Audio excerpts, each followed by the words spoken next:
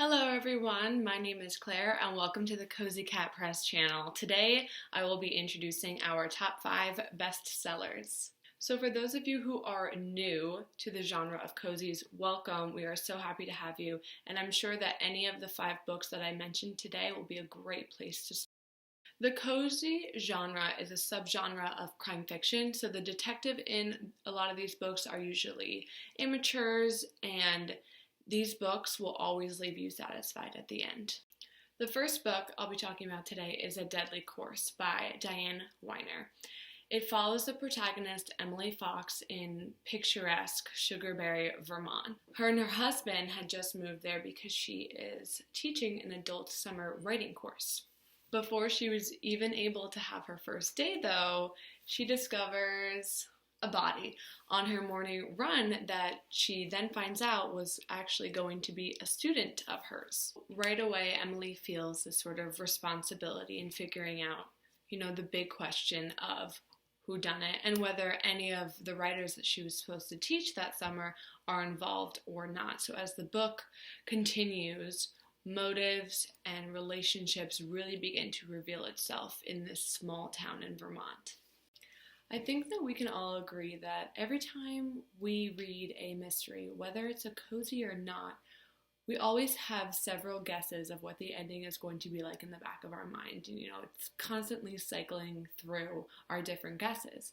A Deadly Course was so unexpected, but like every good cozy, it had its twists and turns, but it came with a happy ending, and it led me guessing toward the very end.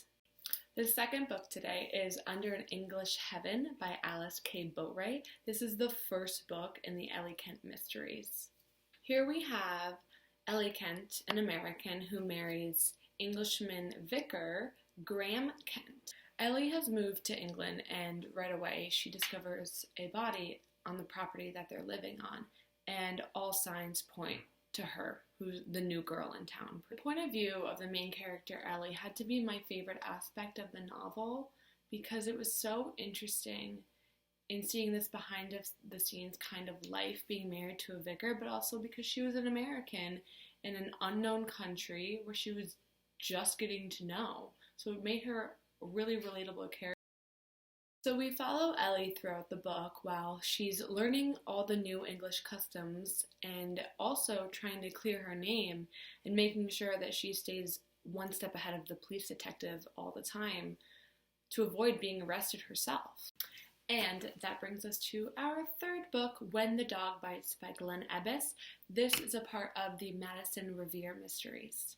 I love a strong female protagonist, and this novel truly delivers on that. She does not let being a woman in a prominently male-dominated field stop her from doing what she needs to do. Madison Revere is a lawyer in her 20s living in New Jersey.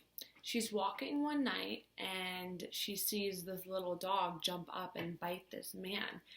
This event ends up leading to a chain of occurrences. So not only is she trying to figure out why this keeps happening, but she also has this circle of people in her life, which, let's be honest, can never be easy sometimes. There's her boss, her mom, possibly a new love interest, all while hoping everything works out before the dog bites again. So the fourth book today is Doggone Murder by Nancy Smith Gibson, a Sissy and Miss Boo mystery. Right off the bat, and I literally mean like the first sentence of the book, we have Cecilia Townley, or Sissy, is being stood up at the altar.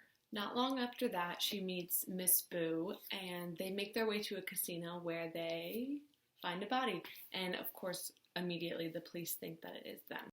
So we have Miss Boo, who is in her 70s, and Sissy, who is in her 20s, teaming up together to figure out this murder.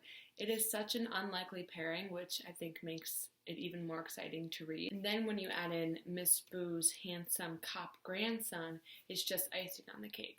Plus, there's a dog in it too. Honestly, the characters in this novel is what made me love it so much, but don't get me wrong, there were still a lot of twists and turns that I did not expect at all. And that leads us to our fifth and final book, Granny Hook's a Crook by Julie Seedorf, a Fuchsia, Minnesota mystery. If you are looking for a cozy that will make you laugh, this is it. When I tell you this is one of the funniest cozies I have ever read, I mean it. So we have this granny who is not as frail as she lets her family and everyone else to believe. She's actually an undercover cop.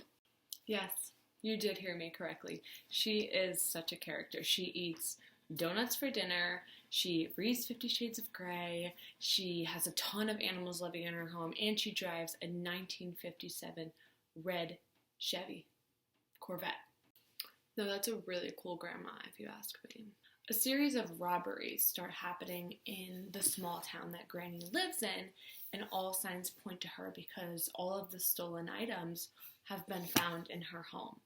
So, of course, being this feisty, very atypical granny that she is, she goes down this rabbit hole to figure out why she is being framed and who is really doing this. This was such a fun read. I highly, highly recommend it if you're looking for something that's just funny and different. Thank you all so much for watching today. Below, I will have copied all of the cozies that I mentioned today.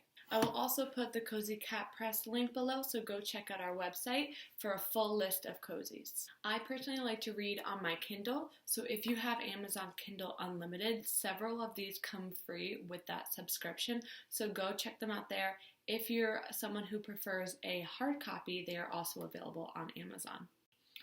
Please comment below your own recommendations and your own reviews of any of the cozies that I mentioned today. We definitely want to hear them. Thank you so much. Bye, guys.